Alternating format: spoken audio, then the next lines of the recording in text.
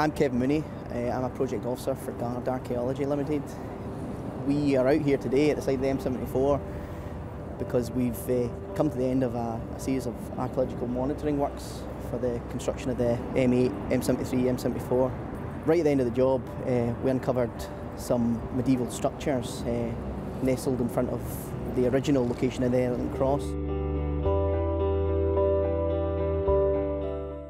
So this is a selection of coins that we found, copper alloy coins pre-1662, so they're hammered.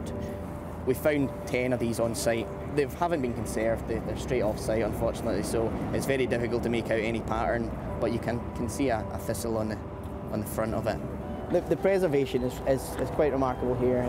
During the monitoring works, we did not expect to find anything out here. We were originally in place for a topsoil strip. That's where they just remove the topsoil down to the kind of subsoil interface. We showed the archaeology extending right up to the edge of the motorway, so it was extending underneath the hard shoulder, and ultimately it extends underneath the motorway.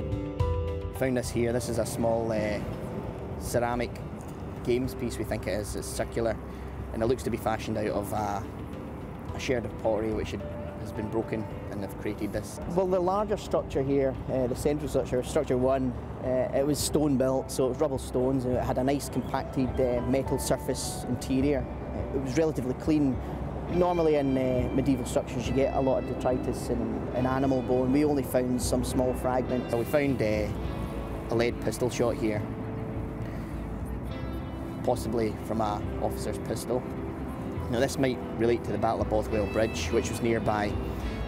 Along with this here, this is a fragment of iron horseshoe. So these might be people retreating from the Battle of Bothwell and taking refuge in the structures here at the Elephant Cross. The medieval period in Scotland is a grey area. There's work being done on it, but records don't really survive for that period. We've done a bit of map regression, and there isn't any settlement as such on any of the maps. The earliest point on the map here is Elephant Cross. And Elephant Cross is highlighted on the maps, but there is no village, and we don't have the vast records that we do nowadays. So everything that we find adds to our knowledge.